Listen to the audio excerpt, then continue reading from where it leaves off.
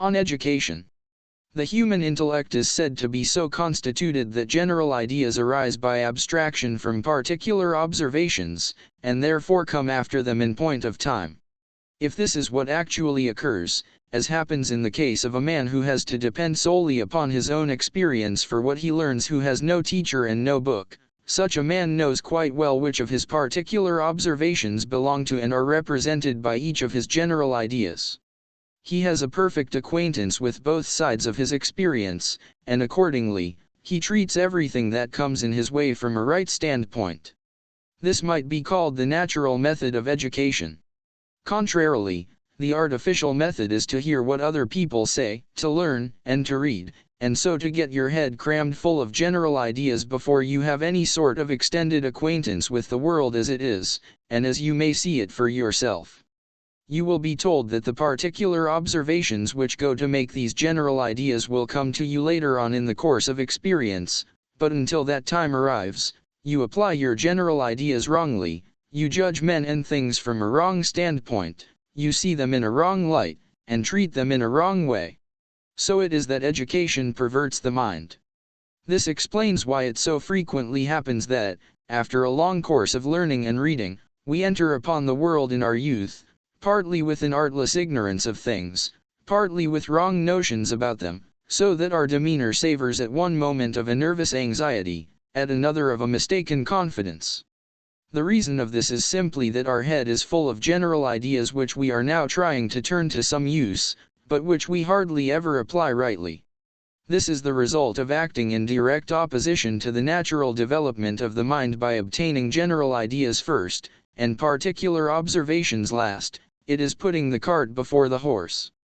Instead of developing the child's own faculties of discernment, and teaching it to judge and think for itself, the teacher uses all his energies to stuff its head full of the ready-made thoughts of other people.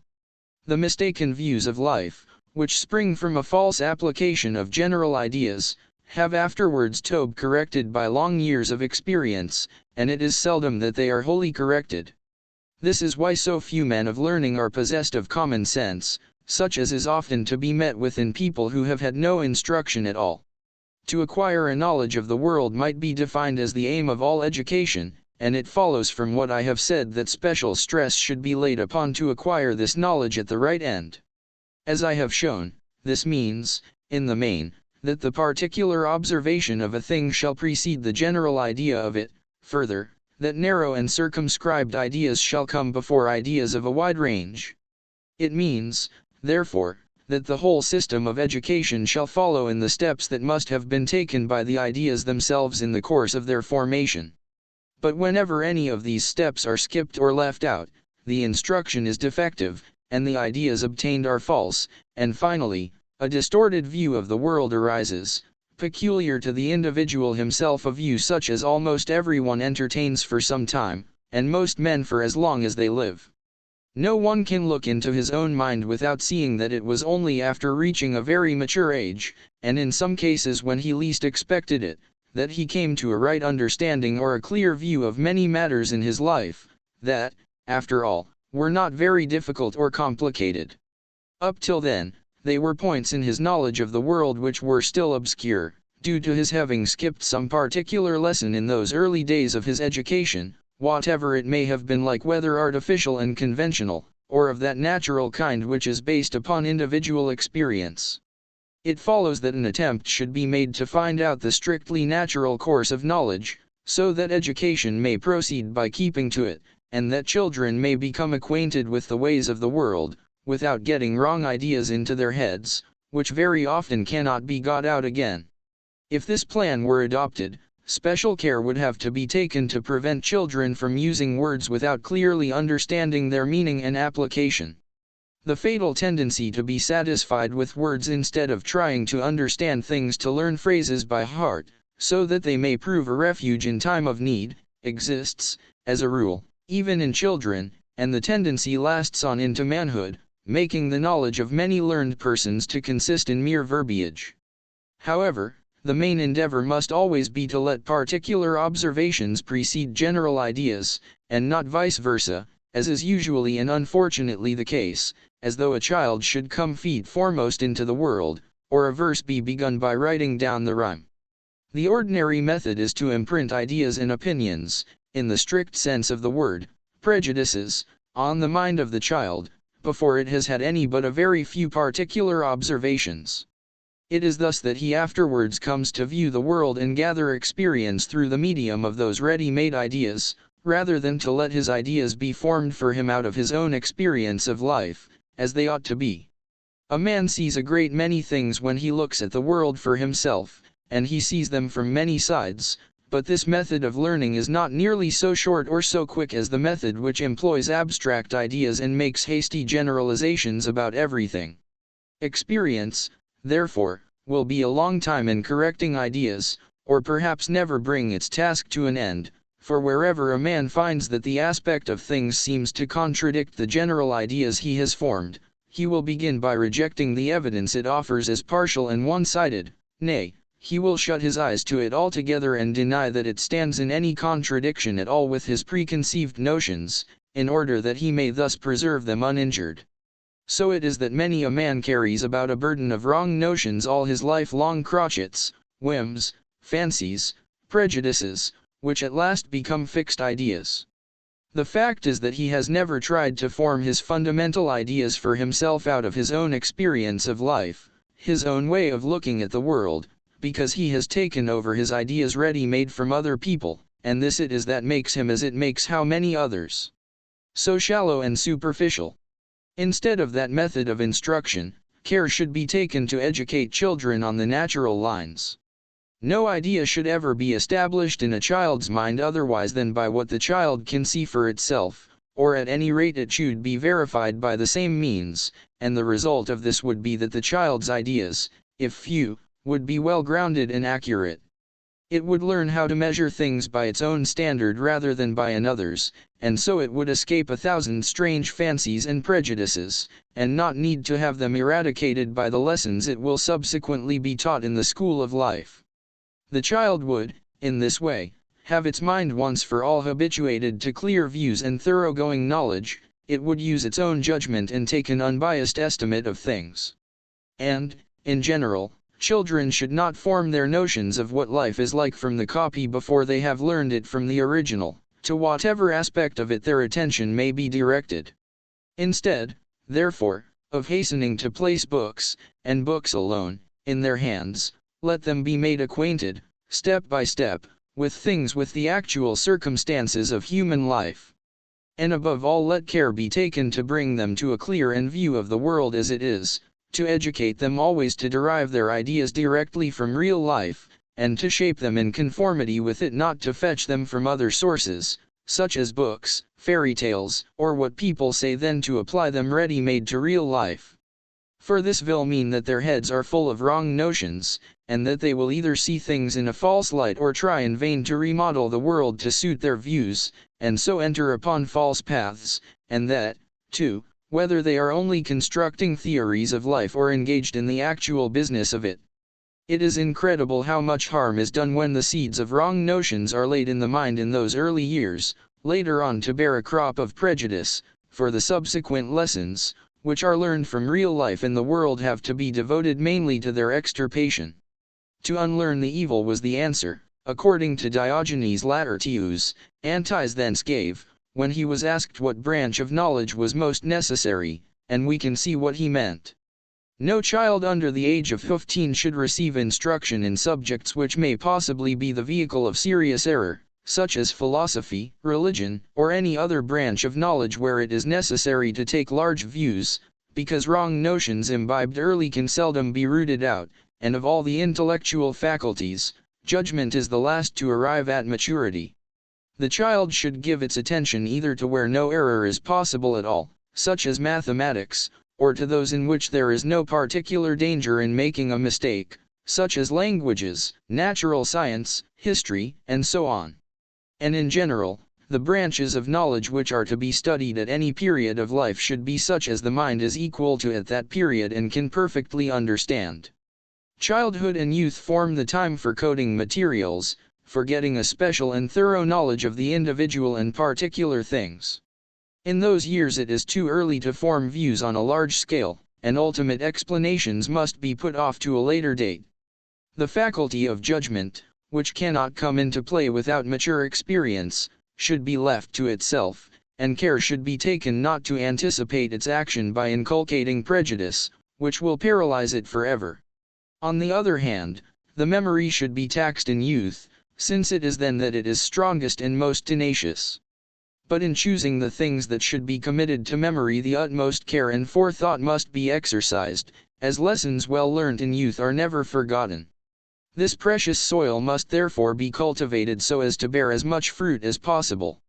If you think how deeply rooted in your memory are those persons whom you knew in the first 12 years of your life, how indelible the impression made upon you by the events of those years, how clear your recollection of most of the things that happened to you then, most of what was told or taught you, it will seem a natural thing to take the susceptibility and tenacity of the mind at that period as the groundwork of education. This may be done by a strict observance of method, and a systematic regulation of the impressions which the mind is to receive. But the years of youth allotted to a man are short, and memory is, in general, bound within narrow limits, still more so, the memory of any one individual. Since this is the case, it is all important to fill the memory with what is essential and material in any branch of knowledge, to the exclusion of everything else.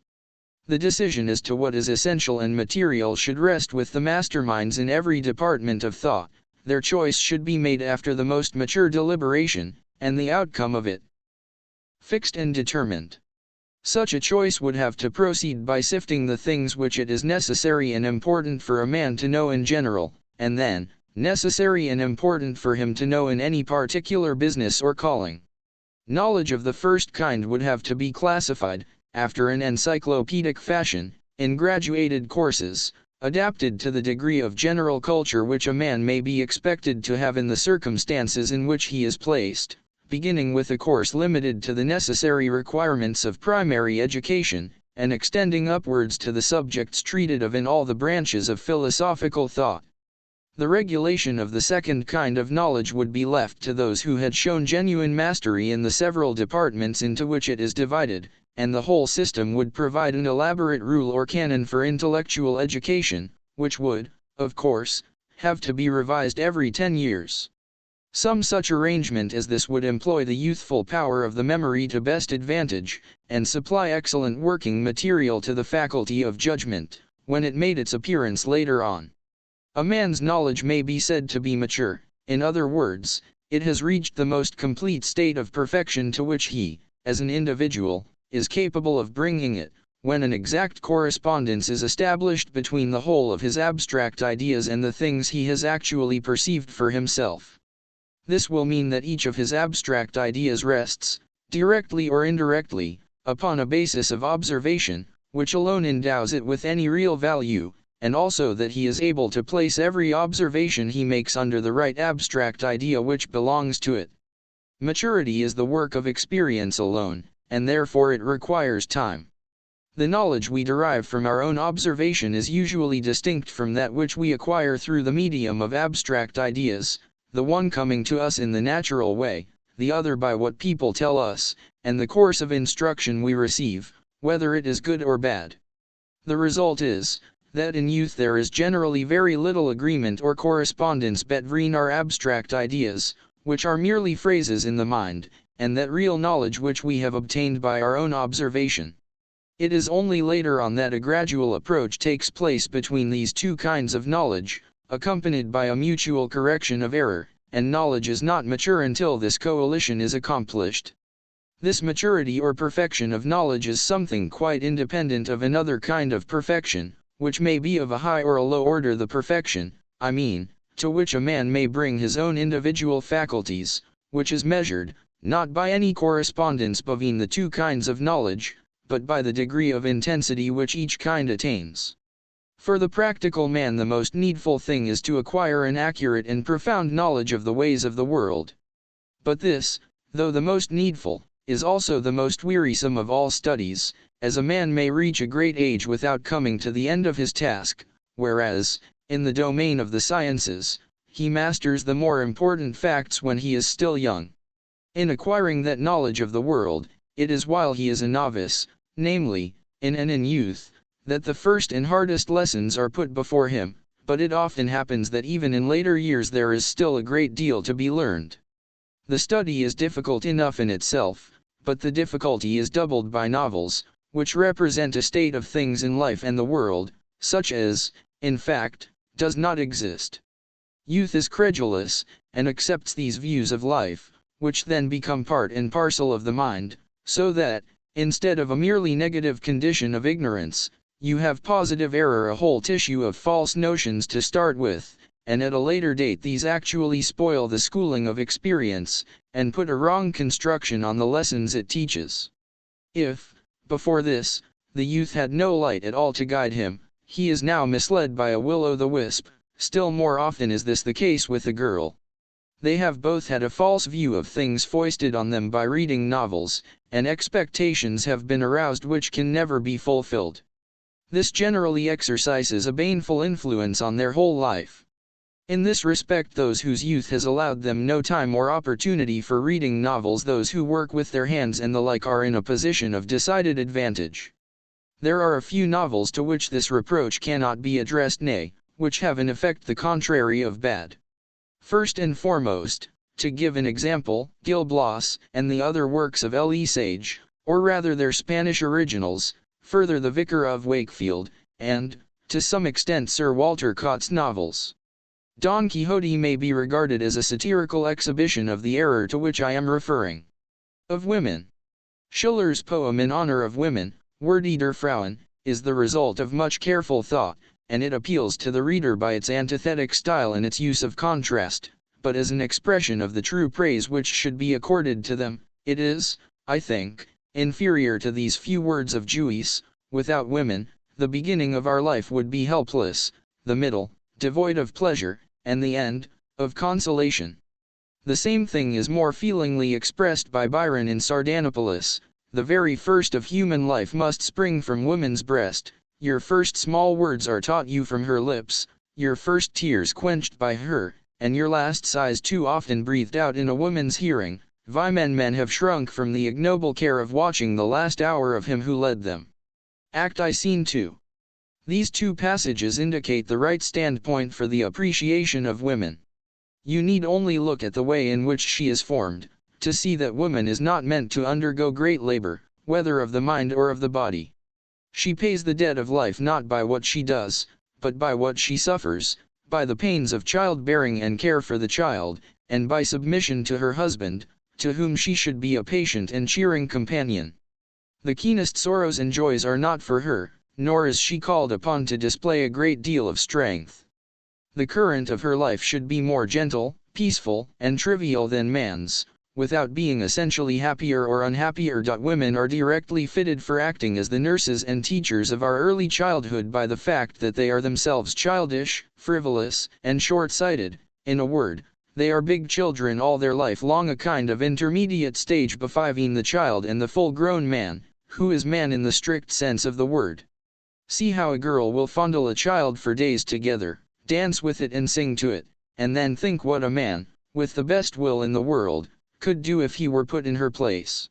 With young girls nature seems to have had in view what, in the language of the drama, is called a striking effect, as for a few years she dowers them with a wealth of beauty and is lavish in her gift of charm, at the expense of all the rest of their life, so that during those years they may capture the fantasy of some man to such a degree that he is hurried away into undertaking the honorable care of them, in some form or other, as long as they live, a step for which there would not appear to be any sufficient warranty if reason only directed his thoughts.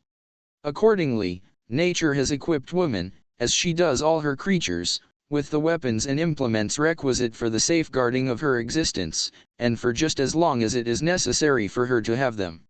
Here, as elsewhere, nature proceeds with her usual economy, for just as the female ant, after fecundation, loses her wings, which are then superfluous, nay, actually a danger to the business of breeding, so, after giving birth to one or two children, a woman generally loses her beauty, probably, indeed, for similar reasons.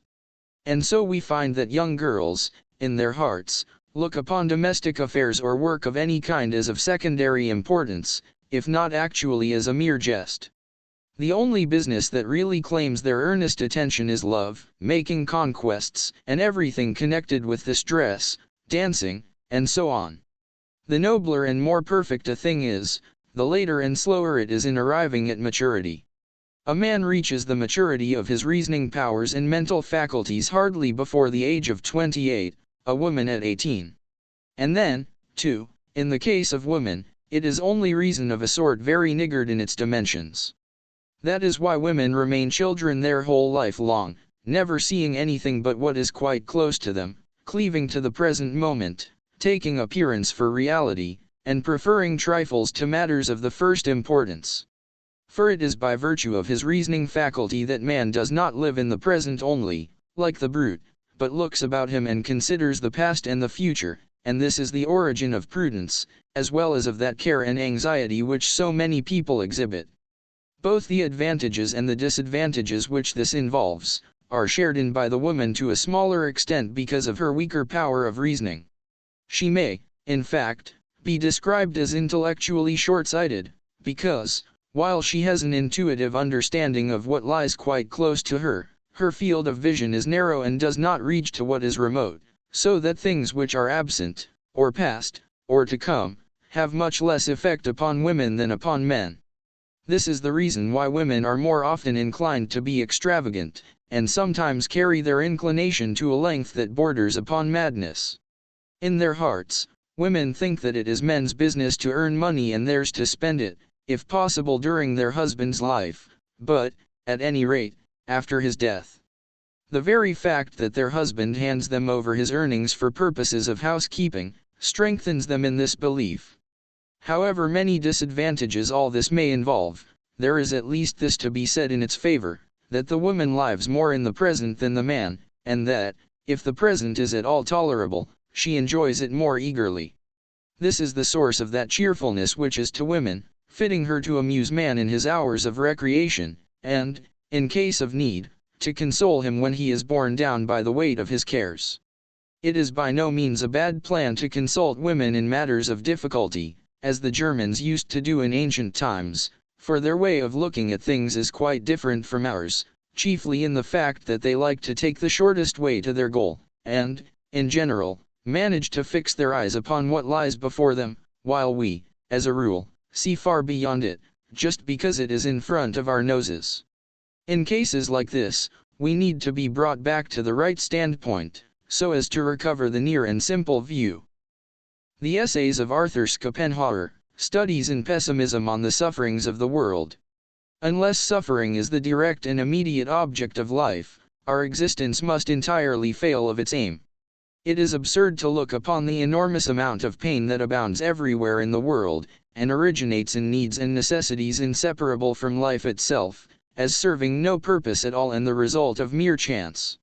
Each separate misfortune, as it comes, seems, no doubt, to be something exceptional, but misfortune in general is the rule. I know of no greater absurdity than that propounded by most systems of philosophy in declaring evil to be negative in its character. Evil is just what is positive, it makes its own existence felt.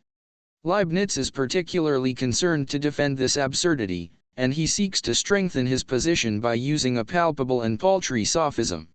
It is the good which is negative. In other words, happiness and satisfaction always imply some desire fulfilled, some state of pain brought to an end. This explains the fact that we generally find pleasure to be not nearly so pleasant as we expected, and pain very much more painful. The pleasure in this world, it has been said, outweighs the pain, or, at any rate, there is an even balance between the two. If the reader wishes to see shortly whether this statement is true, let him compare the respective feelings of two animals, one of which is engaged in eating the other.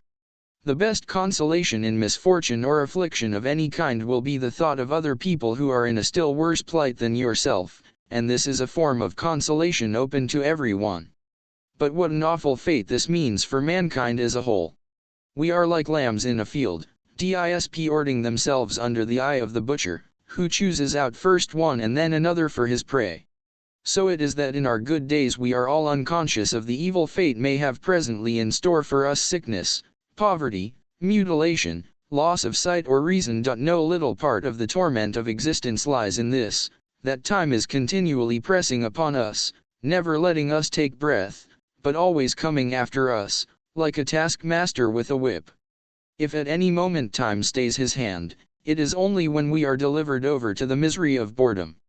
But misfortune has its uses, for, as our bodily frame would burst asunder if the pressure of the atmosphere was removed, so, if the lives of men were relieved of all need, hardship, and adversity, if everything they took in hand were successful, they would be so swollen with arrogance that, though they might not burst, they would present the spectacle of unbridled folly, nay, they would go mad.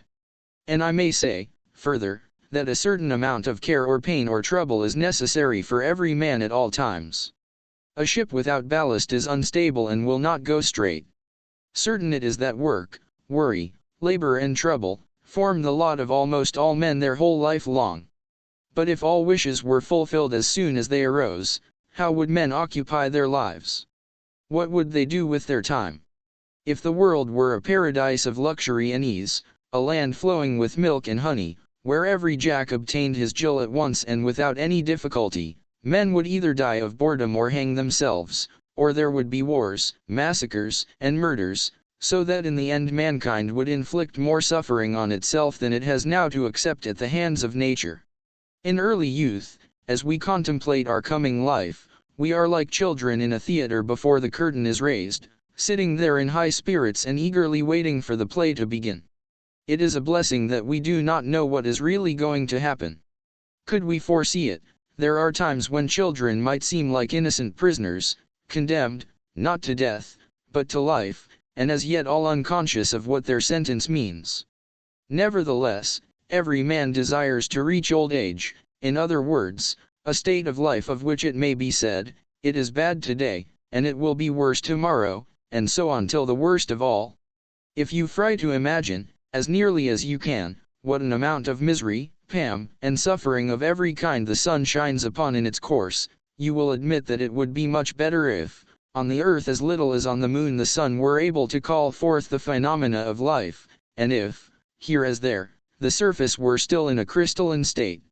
Again, you may look upon life as an unprofitable disturbing the blessed calm of non-existence. And, in any case, even though things have gone with you tolerably well, the longer you live the more clearly you will feel that, on the whole, life is a disappointment, nay, a cheat.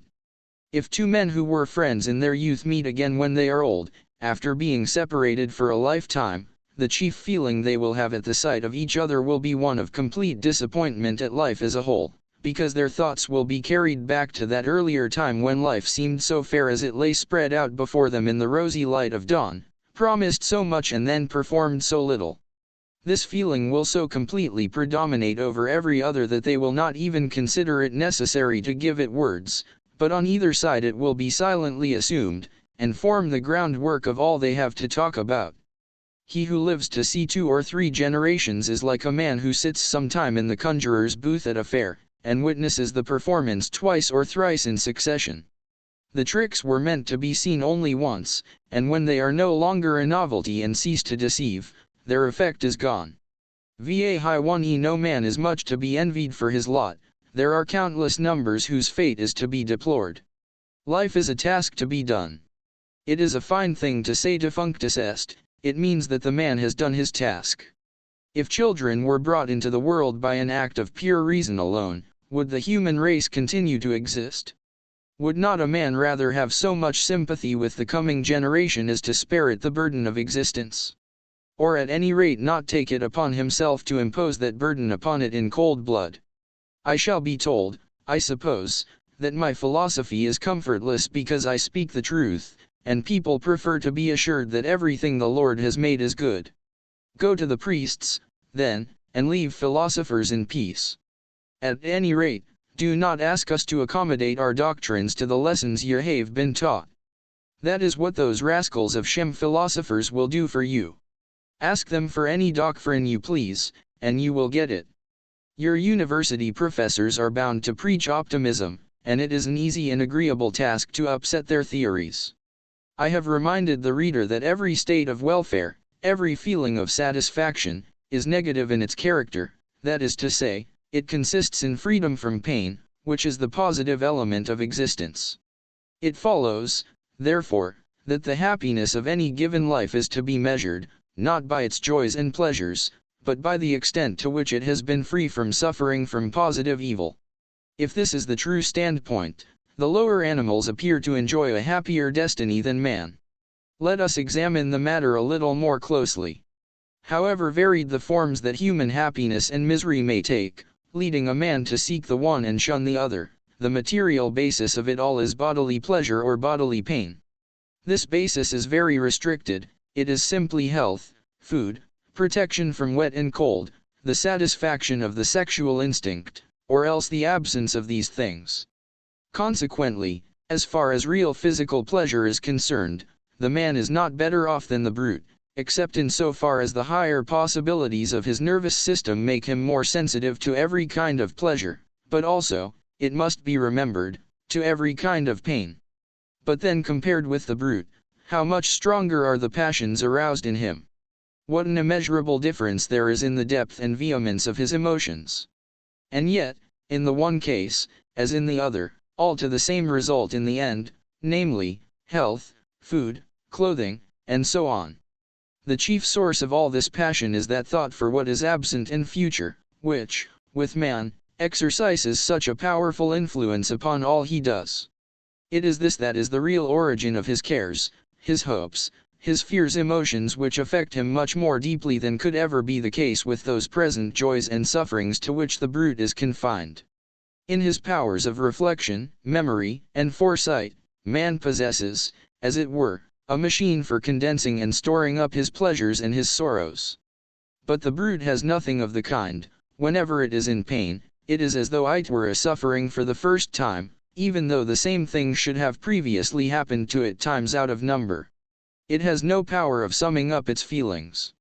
Hence its careless and placid temper, how much it is to be envied.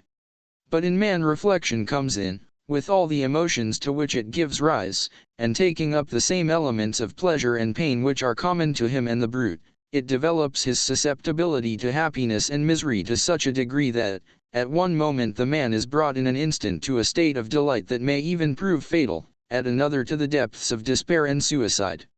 If we carry our analysis a step farther, we shall find that, in order to increase his pleasures, man has intentionally added to the number and pressure of his needs, which in their original state were not much more difficult to satisfy than those of the brute.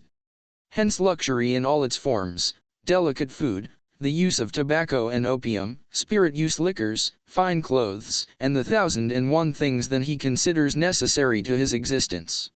And above and beyond all this, there is a separate and peculiar source of pleasure, and consequently of pain, which man has established for himself, also as the result of using his powers of, and this occupies him out of all proportion to its value, nay, almost more than all his other interests put together. I mean ambition and the feeling of honor and shame, in plain words, what he thinks about the opinion other people have of him. Taking 1,000 forms, often very strange ones, this becomes the goal of almost all the efforts he makes that are not rooted in physical pleasure or pain. It is true that besides the sources of pleasure which he has in common with the brute, man has the pleasures of the mind as well. These admit of many gradations, from the most innocent trifling or the merest talk up to the highest intellectual achievements, but there is the accompanying boredom to be set against them on the side of suffering. Boredom is a form of suffering unknown to brutes, at any rate in their natural state. It is only the very cleverest of them who show faint traces of it when they are domesticated, whereas in the case of man it has become a downright scourge. The crowd of miserable wretches whose one aim in life. But in the West, the woman, and especially the lady, finds herself in a false position, for woman, rightly called by the ancients, sexus sequier, is by means fit to be the object of our honor and veneration, or to hold her head higher than man and be on equal terms him. The consequences of this false position are sufficiently obvious. Accordingly, it would be a very desirable thing if this number 2 of the human race were in Europe also relegated to her natural place, and an end put to that lady nuisance, which not only moves all Asia to laughter, but would have been ridiculed by Greece and Rome as well. It is impossible to calculate the good effects which such a change would bring about in our social, civil, and political arrangements. There would be no necessity for the Salic law, it would be a superfluous truism. In Europe the lady, strictly so called, is a being who should not exist at all. She should be either a housewife or a girl who hopes to become one, and she should be brought up, not to be arrogant, but to be thrifty and submissive. It is just because there are such people as ladies in Europe that the women of the lower classes, that is to say, the great majority of the sex, are much more unhappy than they are in the East. And even Lord Byron says thought of the state of women under the ancient Greeks convenient enough. Present state, a remnant of the barbarism of the chivalric and the feudal ages, artificial and unnatural.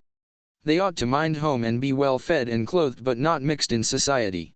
Well educated, too, in religion, but to read neither poetry nor politics, nothing but books of piety and music, drawing, dancing, also a little gardening and ploughing now and then. I have seen them mending the roads in Epirus with good success. Not, as well as haymaking and milking? The laws of marriage prevailing in Europe consider the woman as the equivalent of the man, start, that is to say, from a wrong position. In our part of the world where monogamy is the rule, to marry means to have one's rights and double one's duties. Now, when the laws gave women equal rights with man, they ought to have also endowed her with a masculine intellect. But the fact is, that just in proportion as the honors and privileges which the laws accord to women, exceed the amount which nature gives, is there a diminution in the number of women who really participate in these privileges, and all the remainder are deprived of their natural rights by just so much as is given to the others over and above their share. For the institution of monogamy, and the laws of marriage which it entails, bestow upon the woman an unnatural position of privilege, by considering her throughout as the full equivalent of the man, which is by no means the case, and seeing this, men who are shrewd and prudent very often scruple to make so great a sacrifice and to acquiesce in so unfair an arrangement. Consequently, whilst among polygamous nations every woman is provided for, where monogamy prevails the number of married women is limited, and there remains over a large number of women stay or support, who, in the upper classes, vegetate as useless old maids, and in the lower succumb to hard work for which they are not suited, or else become filles de joie, whose life is as destitute of joy as it is of honor. But under the circumstances they become a necessity, and their position is openly recognized as serving the special end of warding off temptation from those women favored by fate, who have found, or may hope to find, husbands. In London alone there are 80,000 prostitutes. What are they but the women, who, under the institution of monogamy, have come off worse? Theirs is a dreadful fate.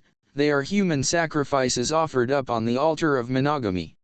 The women whose wretched position is here described are the inevitable set-off to the European lady with her arrogance and pretension. Polygamy is therefore a real benefit to the female sex if it is taken as a whole. And, from another point of view, there is no true reason why a man whose wife suffers from chronic illness, or remains barren, or has gradually become too old for him, should not take a second. The motives which induce so many people to become converts to Mormonism appear to be just those which militate against the unnatural institution of monogamy. Moreover, the bestowal of unnatural rights upon women has imposed upon them unnatural duties, and, nevertheless, a breach of these duties makes them unhappy. Let me explain. A man may often think that his social or financial position will suffer if he marries, unless he makes some brilliant alliance. His desire will then be to win a woman of his own choice under conditions other than those of marriage, such as will secure her position and that of the children. However fair, reasonable, fit, and proper these conditions may be, and the woman consents by foregoing that undue amount of privilege which marriage alone can bestow, she to some extent loses her honor, because marriage is the basis of civic society, and she will lead an unhappy life, since human nature is so constituted that we pay an attention to the opinion of other people which is out of all proportion to its value. On the other hand, if she does not consent, she runs the risk either of having to be given in marriage to a man whom she does not like, or of being landed high and dry as an old maid, for the period during which she has a chance of being settled for life is very short. And in view of this aspect of the institution of monogamy, Thomasius' profoundly learned treatise, De Concubinatu, is well worth reading, for it shows that, amongst all nations and in all ages, down to the Lutheran Reformation, concubinage was permitted, nay, that it was an institution which was to a certain extent actually recognized by law, and attended with no dishonor.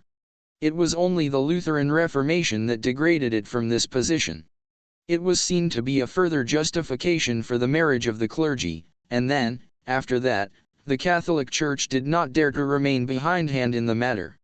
There is no use arguing about polygamy, it must be taken as de facto existing everywhere, and the only question is as to how it shall be regulated. 6. Here are there, then, any real monogamists? We all live, at any rate, for a time, and most of us, always, in polygamy. And so, since every man needs many women, there is nothing fairer than to allow him, nay, to make it incumbent upon him, to provide for many women. This will reduce woman to her true and natural position as a subordinate being, and the lady, that monster of European civilization and Teutonico-Christian stupidity, will disappear from the world, leaving only women, but no more unhappy women, of whom Europe is now full. In India, no woman is ever independent, but in accordance the law of Mamu, she stands under the control of her father, her husband, her brother, or her son. It is, to be sure, a revolting thing that a widow should immolate herself upon her husband's funeral pyre, but it is also revolting that she should spend her husband's money with her paramours, the money for which he toiled his whole life long, in the consoling belief that he was providing for his children. Happy are those who have kept the middle course medium tenue biti. The first love of a mother for her child is, with the lower animals as with men, of a purely instinctive character, and so it ceases when the child is no longer in a physically helpless condition. After that, the first love should give way to one that is based on habit and reason, but this often fails to make its appearance, especially where the mother did not love the father. The love of a father for his child is of a different order, and more likely to last, because it has its foundation in the fact that in the child he recognizes his own inner self, that is to say, his love for it is metaphysical in its origin. In almost all nations, whether of the ancient or the modern world, even amongst the Hottentots, property is inherited by the male descendants alone. It is only in Europe that a departure has taken place, but not amongst the nobility, however. That the property which has cost men long years of toil and effort, and been won with so much difficulty, should afterwards come into the hands of women, who then, in their lack of reason, squander it in a short time, or otherwise fool it away, is a grievance and a wrong as serious as it is common, which should be prevented by limiting the right of women to inherit.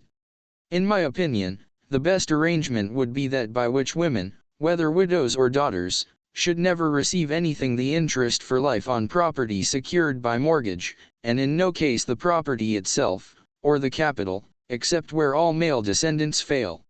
The people who make money are men, not women, and it follows from this that women are neither justified in having unconditional possession of it, nor fit persons to be entrusted with its administration.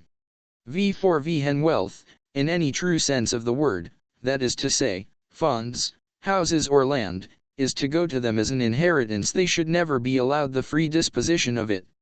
In their case a guardian should always be appointed, and hence they should never be given the free control of their own children, wherever it can be avoided. The vanity of women, even though it should not prove to be greater than that of men, has this much danger in it, that it takes an entirely material direction. They are vain, I mean, of their personal beauty, and then of finery, show and magnify. That is just why they are so much in their element in society.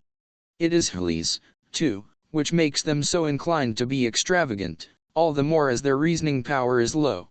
Accordingly we find an ancient writer describing women as in general of an extravagant nature, Greek, gyne to synolen esti depinerin phys tu, but with men vanity often takes the direction of non-material advantages, such as intellect, learning, courage. In the Politics Aristotle explains the great disadvantage which accrued to the Spartans from the fact that they conceded too much to their women, by giving them the right of inheritance and dower, and a great amount of independence, and he shows how much this contributed to Sparta's fall. May it not be the case in France that the influence of women, which went on increasing steadily from the time of Louis XIII, was to blame for that gradual corruption of the court and the government, which brought about the Revolution of 1789, of which all subsequent disturbances have been the fruit. However that may be, the false position which women occupy, demonstrated as it is, in the most glaring way, by the institution of the lady, is a fundamental defect in our social scheme, and this defect, proceeding from the very heart of it, must spread its baneful influence in all directions. That woman is by nature meant to obey may be seen by the fact that every woman who is placed in the unnatural position of complete independence, immediately attaches herself to some man, by whom she allows herself to be guided and ruled. It is because she needs a lord and master. If she is young, it will be a lover; if she is old, a priest. Then, again, women are decidedly more sober in their judgment than we are, so that they do not see more in things than is really there, whilst, if our passions are aroused, we are apt to see things in an exaggerated way, or imagine what does not exist. The weakness of their reasoning faculty also explains why it is that women show more sympathy for the unfortunate than men do, and so treat them with more kindness and interest, and why it is that, on the contrary, they are inferior to men in point of justice, and less honorable and conscientious. For it is just because their reasoning power is weak that present circumstances have such a hold over them, and those concrete things, which lie directly before their eyes, exercise a power which is seldom counteracted to any extent by abstract principles of thought, by fixed rules of conduct, firm resolutions, or, in general, by consideration for the past and the future, or regard for what is absent and remote. Accordingly, they possess the first and main elements that go to make a virtuous character, but they are deficient in those secondary qualities which are often a necessary instrument in the formation of it. Hence, it will be found that the fundamental fault of the female character is that it has no sense of justice. This is mainly due to the fact, already mentioned, that women are defective in the powers of reasoning and deliberation, but it is also traceable to the position which nature has assigned to them as the weaker sex. They are dependent, not upon strength, but upon craft, and hence their instinctive capacity for cunning, and their ineradicable tendency to say what is not true. For as lions are provided with claws and teeth, and elephants and boars ft tusks, bulls with horns, and cuttlefish with its clouds of inky fluid, so nature has equipped woman, for her defense and protection, with the arts of dissimulation, and all the power which nature has conferred upon man in the shape of physical strength and reason, has been bestowed upon women in this form. Hence, dissimulation is innate in women, and almost as much a quality of the stupid as of the clever. It is as natural for them to make use of it on every occasion as it is for those animals to employ their means of defense when they are attacked. They have a feeling that in doing so they are only within their rights. Therefore a woman who is perfectly truthful and not given to dissimulation is perhaps an impossibility, and for this very reason they are so quick at seeing through dissimulation in others that it is not a wise thing to attempt it with them. But this fundamental defect which I have stated, with all that it entails, gives rise to falsity, faithlessness, treachery, ingratitude, and so on. Perjury in a court of justice is more often committed by women than by men. It may, indeed, be generally questioned whether women ought to be sworn in at all. From time to time one finds repeated cases everywhere of ladies, who want for nothing, taking things from shop counters when no one is looking, and making off with them. Nature has appointed that the propagation of the species shall be the business of men who are young, strong, and handsome, so that the race may not degenerate. This is the firm will and purpose of nature in regard to the species, and it finds its expression in the passions of women. There is no law that is older or more powerful than this.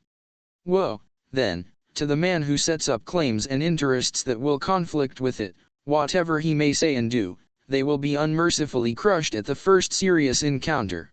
For the innate rule that governs women's conduct, though it is secret and unformulated, nay, unconscious in its working, is this: we are justified in deceiving those who think they have acquired rights over the species by paying little attention to the individual, that is, to us.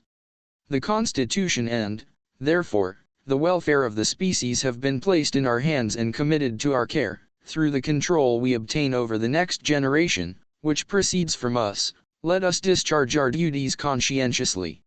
But women have no abstract knowledge of this leading principle, they are conscious of it only as a concrete fact, and they have no other method of giving expression to it than the way in which they act when the opportunity arrives. And then their conscience does not trouble them so much as we fancy, for in the darkest recesses of their heart, they are aware that in committing a breach of their duty towards the individual, they have all the better fulfilled their duty towards the species, which is infinitely greater. And since women exist in the main solely for the propagation of the species, and are not destined for anything else, they live, as a rule, more for the species than for the individual, and in their hearts take the affairs of the species more seriously than those of the individual.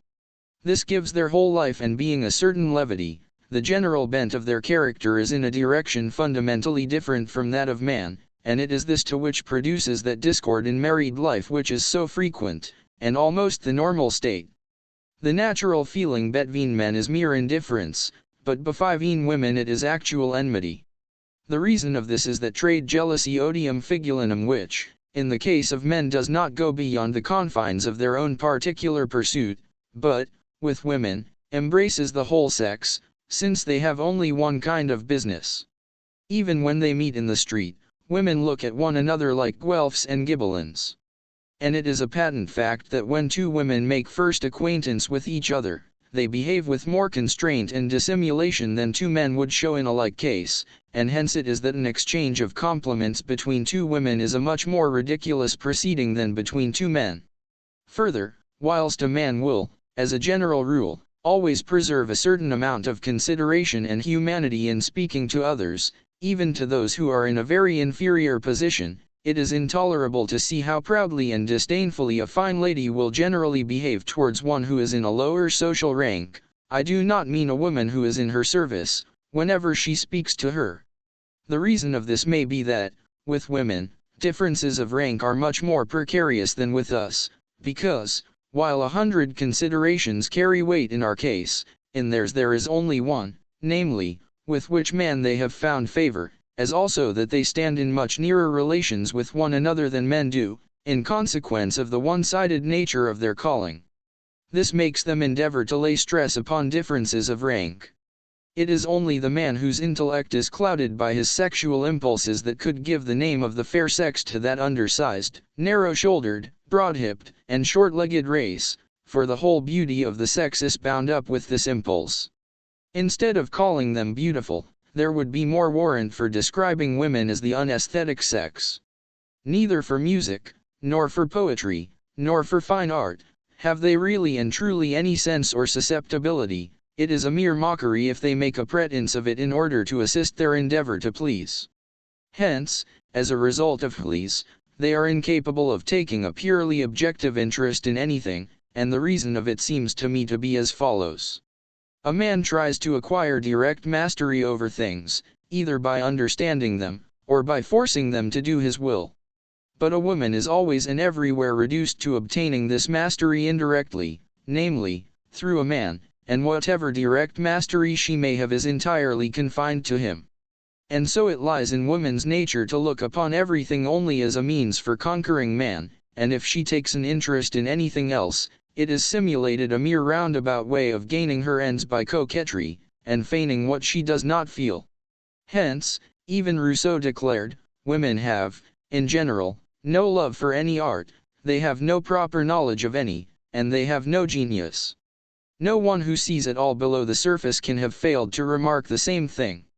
You need only observe the kind of attention women bestow upon a concert, an opera, or a play, the childish simplicity, for example, with which they keep on chattering during the finest passages in the greatest masterpieces. If it is true that the Greeks excluded women from their theaters, they were quite right in what they did. At any rate, you would have been able to hear what was said upon the stage.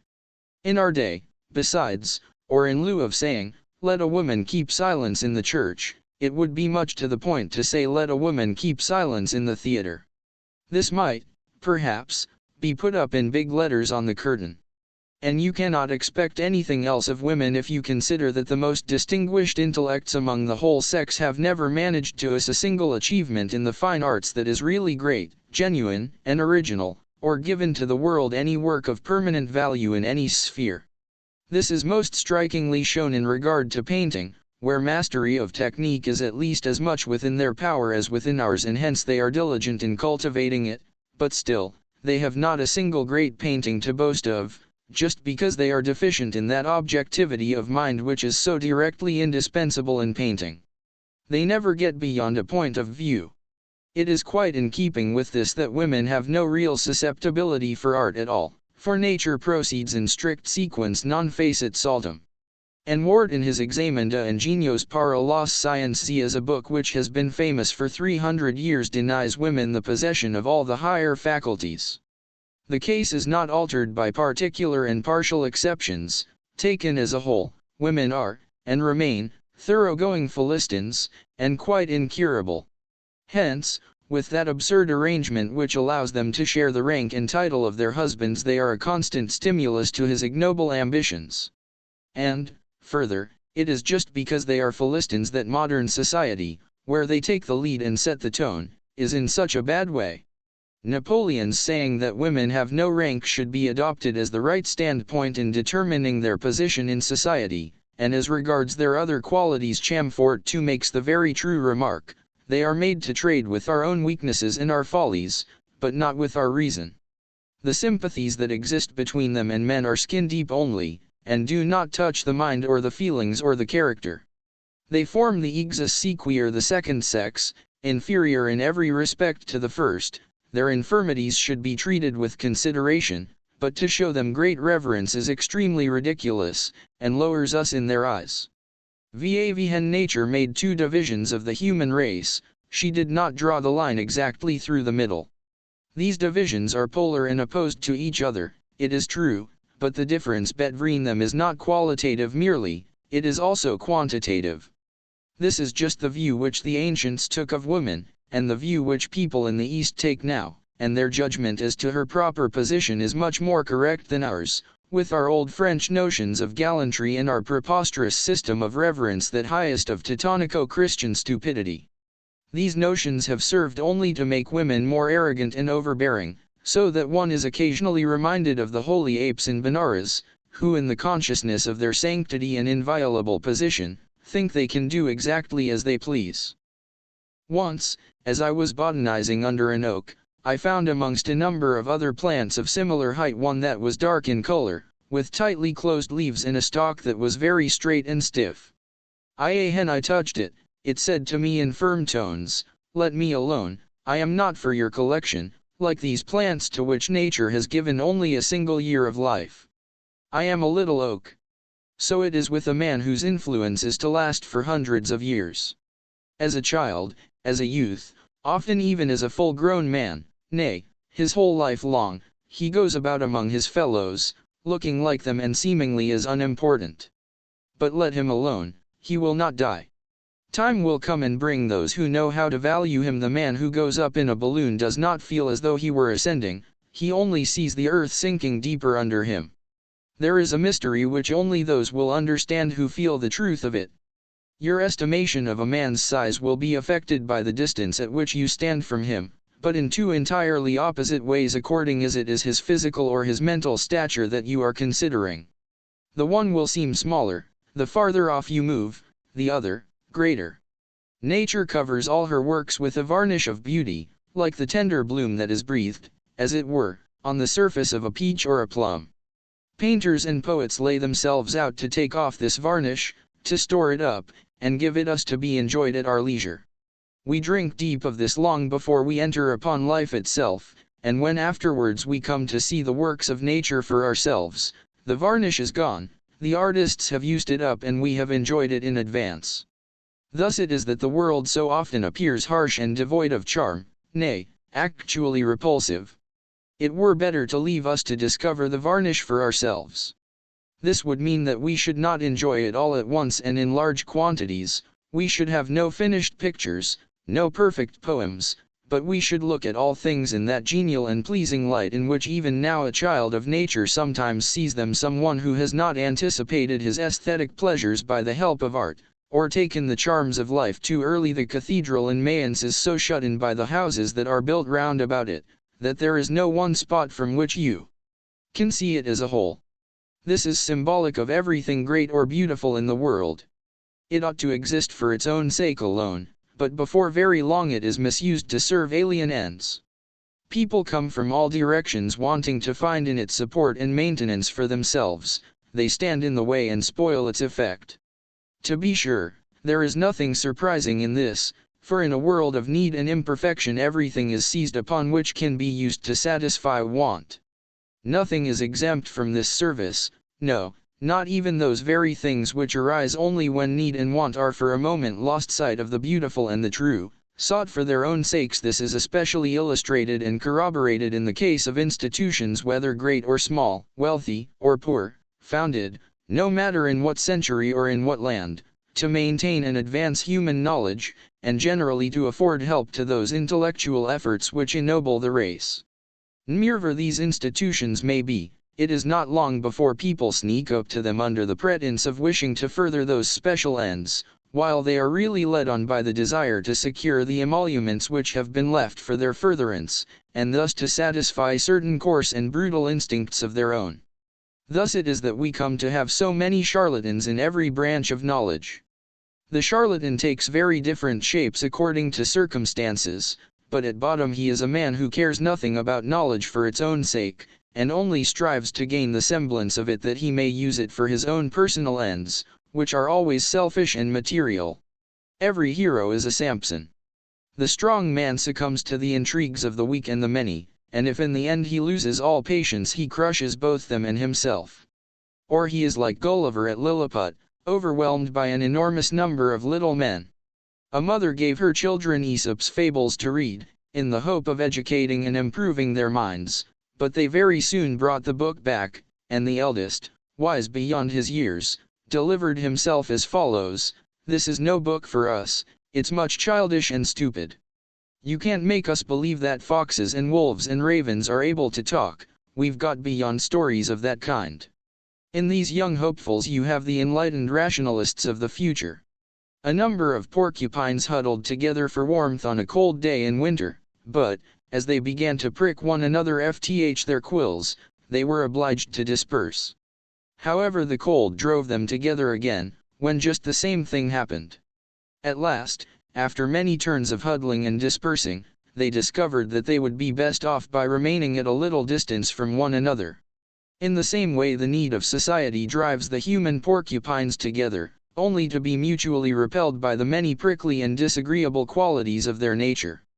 The moderate distance which they at last discover to be the only tolerable condition of intercourse, is the code of politeness and fine manners, and those who transgress it are roughly told in the English phrase to keep their distance. By this arrangement the mutual need of warmth is only very moderately satisfied, but then people do not get pricked. A man who has some heat in himself prefers to remain outside, where he will neither prick other people nor get pricked himself. On noise. Kant wrote a treatise on the vital powers. I should prefer to write a dirge for them. The superabundant display of vitality, which takes the form of knocking, hammering, and tumbling things about, has proved a daily torment to me all my life long. There are people, it is true, nay, a great many people who smile at such things, because they are not sensitive to noise, but they are just the very people who are also not sensitive to argument, or thought, or poetry, or art, in a word, to any kind of intellectual influence. The reason of it is that the tissue of their brains is of a very rough and coarse quality. On the other hand, noise is a torture to intellectual people. In the biographies of almost all great writers, or wherever else their personal utterances are recorded, I find complaints about it. In the case of Kant, for instance, Goethe, Lichtenberg, Jean Paul, and if it should happen that any writer has omitted to express himself on the matter, it is only for want of an opportunity. This aversion to noise I should explain as follows: if you cut up a large diamond into little bits, it will entirely lose the value it had as a whole, and an army divided up into small bodies of soldiers, loses all its strength. A great intellect sinks to the level of an ordinary one, as soon as it is interrupted and its attention distracted and drawn off from the matter in hand, for its superiority depends upon its power of concentration of bringing all its strength to bear upon one theme, in the same way as a concave mirror collects into one point all the rays of light that strike upon it. Noisy interruption is a hindrance to this concentration. That is why distinguished minds have always shown such an extreme dislike to disturbance in any form, as something that breaks in upon and distracts their thoughts. Above all have they been averse to that violent interruption that comes from noise. Ordinary people are not much put out by anything of the sort. The most sensible and intelligent of all nations in Europe lays down the rule, never interrupt, as the 11th commandment. Noise is the most impertinent of all forms of interruption. It is not only an interruption, but also a disruption of thought. Of course, where there is nothing to interrupt, noise will not be so particularly painful. Occasionally it happens that some slight but constant noise continues to bother and distract me for a time before I become distinctly conscious of it. All I feel is a steady increase in the labor of thinking, just as though I were trying to walk with a weight on my foot. At last I find out what it is. Let me now, however, pass from genus to species. The most inexcusable and disgraceful of all noises is the cracking of whips, a truly infernal thing when it is done in the narrow resounding streets of a town. I denounce it as making a peaceful life impossible. It puts an end to all quiet thought. That this cracking of whips should be allowed at all seems to me to show in the clearest way how senseless and thoughtless is the nature of mankind. No one with anything like an idea in his head can avoid a feeling of actual pain at this sudden, sharp crack, which paralyzes the brain, rends the thread of reflection, and murders thought. Every time this noise is made, it must disturb 100 people who are applying their minds to business of some sort, no matter how trivial it may be, while on the thinker its effect is woeful and disastrous, cutting his thoughts asunder, much as the axe severs the head from the no sound, be it ever so shrill, cuts so sharply into the brain as this cursed cracking of whips. You feel the sting of the lash right inside your head, and it affects the brain in the same way as touch affects a sensitive plant, and for the same length of, with all due respect for the most holy doctrine of utility, I really cannot see why a fellow who is taking away a wagon load of gravel or dung should thereby obtain the right to kill in the bud the thoughts which may happen to be springing up in 10,000 heads the number he will disturb one after another in half an hour's drive through the town. Hammering, the barking of dogs, and the crying of children are horrible to hear, but your only genuine assassin of thought is the crack of a whip.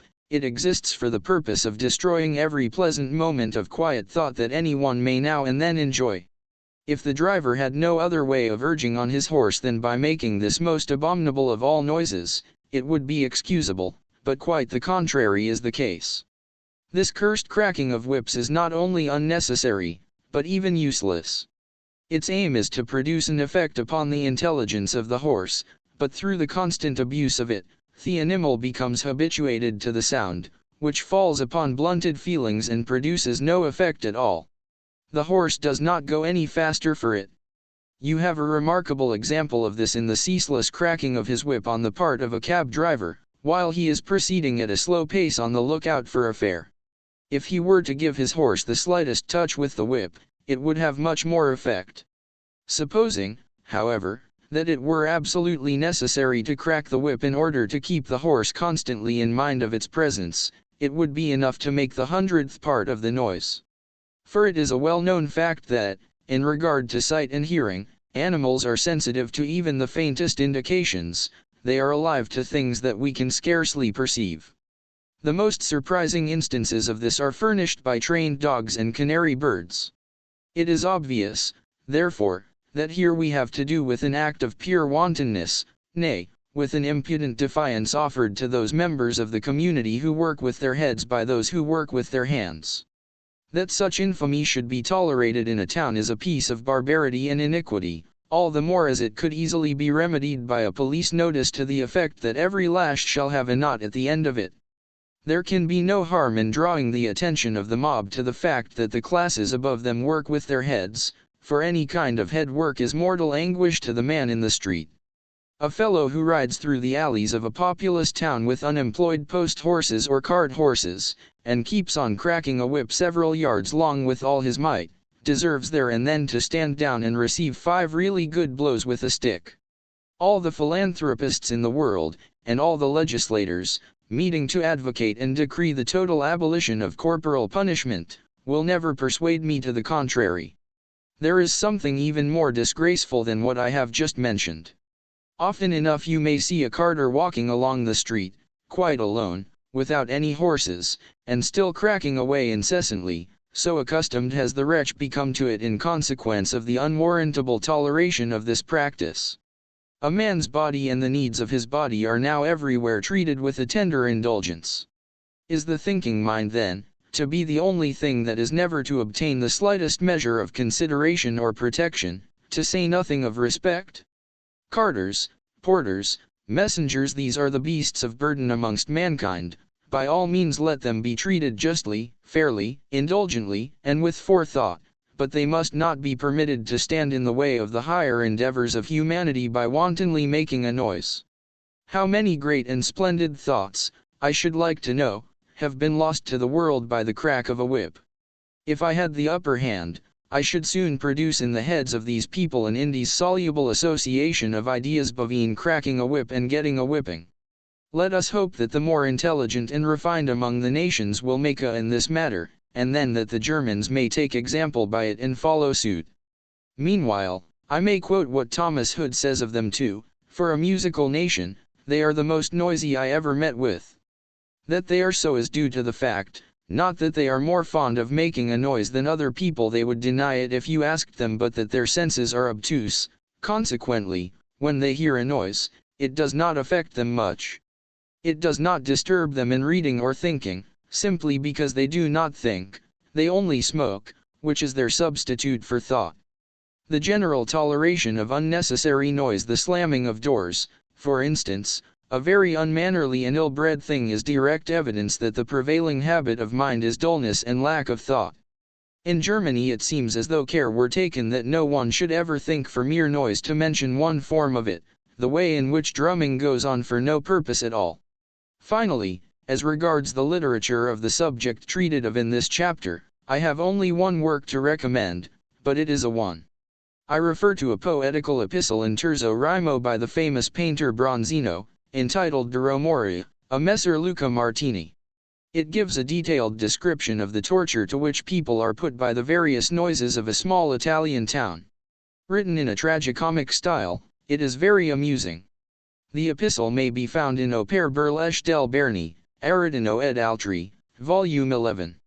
p. 258, apparently published in Utrecht in 1771. A few parables. In a field of ripening corn I came to a place which had been trampled down by some ruthless foot, and as I glanced amongst the countless stalks, every one of them alike, standing there so erect and bearing the full weight of the ear, I saw a multitude of different flowers, red and blue and violet. How pretty they looked as they grew there so naturally with their little foliage. But, thought I, they are quite useless, they bear no fruit, they are mere weeds, suffered to remain only because there is no getting rid of them. And yet, but for these flowers, there would be nothing to charm the eye in that wilderness of stalks. They are emblematic of poetry and art, which, in civic life so severe, but still useful and not without its fruit, play the same part as flowers in the corn. There are some really beautifully landscapes in the world, but the human figures in them are poor, and you had not better look at them. The fly should be used as the symbol of impertinence and audacity, for whilst all other animals shun man more than anything else, and run away even before he comes near them, the fly lights upon his very nose. 2 Chine men traveling in Europe went to the theater for the first time. One of them did nothing but study the machinery, and he succeeded in finding out how it was worked. The other tried to get at the meaning of the piece in spite of his ignorance of the language. Here you have the astronomer and the philosopher. Wisdom which is only theoretical and never put into practice, is like a double rose, its color and perfume are delightful, but it withers away and leaves no seed. No rose without a thorn.